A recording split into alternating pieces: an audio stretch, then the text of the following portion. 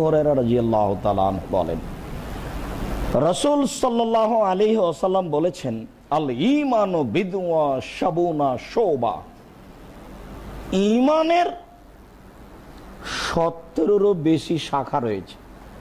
ঈমানের শাখা প্রশাখা আছে যা 70-এরও বেশি, 70-এরও বেশি ঈমানের শাখা রয়েছে।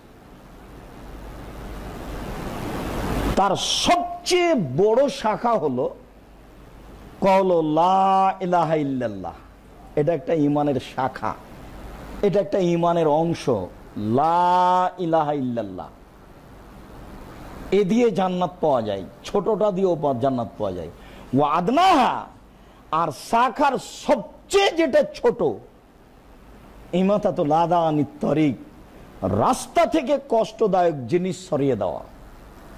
যদি রাস্তা থেকে কষ্টদায়ক জিনিস সরিয়ে দিতে আপনার মন চাই, তাহলে বুঝতে হবে আপনার ভিতরে ঈমান কাজ করে। এখান দিয়ে হাঁটলে মানুষের অসুবিধা হতে পারে, মানুষের পায়ে কাঁটা ফুটে যেতে পারে, ইটটাতে মানুষের রিক্সের অসুবিধা হতে পারে, তাহলে বুঝতে হবে যে আপনার ভিতরে ঈমানের একটা ছোট অংশ কাজ করছে।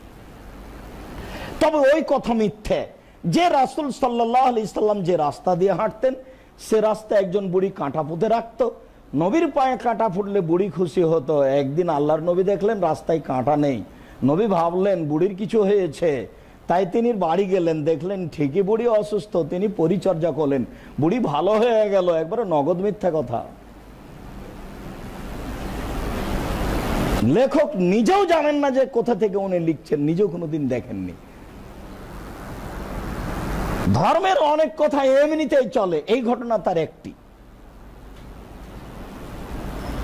সম্মানিত মসজিদের মুসল্লি, এই পর্যন্ত বিবরণে বুঝছিলাম যে ঈমানের সবচেয়ে বড় শাখা হচ্ছে লা ইলাহা ইল্লাল্লাহ, আর ঈমানের সবচেয়ে ছোট শাখা হচ্ছে রাস্তা থেকে কষ্টদায়ক জিনিস সরিয়ে দেওয়া।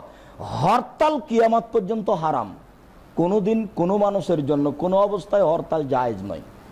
হরতাল চিরতরে কিয়ামত পর্যন্ত হারাম। কোনোদিন বৈধ ছিল না, কোনোদিন বৈধ হবে না, কোনো দিন নয়। রাসূল সাল্লাল্লাহু আলাইহি সাল্লাম বলছেন এই লোকটা জান্নাতে চলে গেছে, এই যে এই লোকটা জান্নাতে চলে গেছে। কেন? রাস্তায় একটা গাছ পড়েছিল, কেটে সরিয়ে দিয়েছে এই জন্য। রাস্তায় একটা কুকুর মুড়ে পড়ে আছে, ওটা নাকি চেয়ারম্যান সরাবে, ওটা নাকি মেম্বার সরাবে, এটা তার জিম্মেদারি। এই কথা বেঈমানের কথা।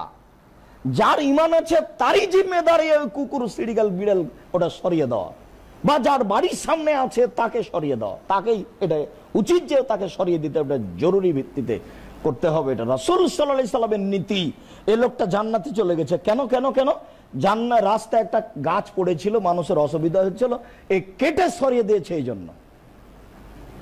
বলেন বিড়াল রাস্তায় মরে পড়ে আছে, কে সরাবে? যার ঈমান আছে সেই সরাবে, এবং বিনিময় জান্নাত।